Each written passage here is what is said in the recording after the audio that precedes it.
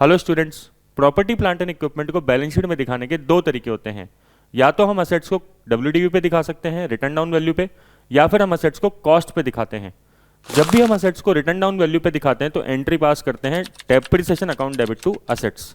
लेकिन जब भी हम कॉस्ट पे दिखाते हैं तो एक स्पेशल अकाउंट बनता है डेप्रिसिएशन के लिए, जिसे बोलते हैं अक्यूमुलेटेड डेप्रिसिएशन, और एंट्री पास करते हैं depreciation account debit to accumulated depreciation.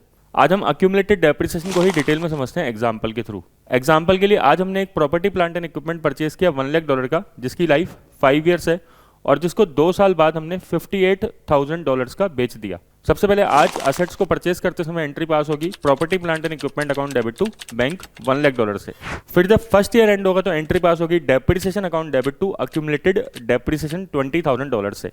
तो आप देख सकते हैं स्टूडेंट, हमने यहाँ पे स्पेशल अकाउंट बनाया अक्यूमुलेटेड डेप्रिसिएशन का जो क्रेडिट हुआ है। फिर फर्स्ट ईयर एंड में ही एक और एंट्री पास होगी डेप्रिसिएशन को P&L में डालने की, P&L account debit to depreciation.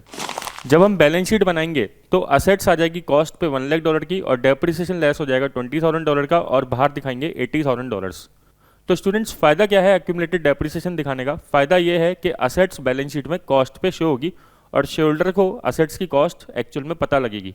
अब सेकंड ईयर एंड में हम डेप्रिसिएशन लगाएंगे तो दोबारा एंट्री पास होगी depreciation account debit to accumulated depreciation $20,000 से। अब आप देख सकते हैं स्टूडेंट, अक्यूमुलेटेड डेप्रिसिएशन का बैलेंस 40,000 का हो चुका है। पिछले साल 20, इस साल 20। इसीलिए इसका नाम अक्यूमुलेटेड डेप्रिसिएशन होता है, क्योंकि यहाँ पे डेप्रिसिएशन इकट्ठा होता रहता है। अब सेकंड ईयर एंड में ही असेट्स को सेल करना है तो गेन और लॉस भी निकाल लेते हैं।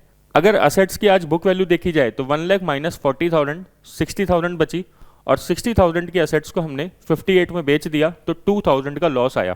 तो एंट्री पास करेंगे बैंक अकाउंट डेबिट 58,000 से, loss on sale account debit 2,000 से जो P&L में जाएगा, अक्यूमुलेटेड डेप्रिसिएशन डेबिट होगा 40,000 से और टू असेट्स क्रेडिट होगी 1 लाख से।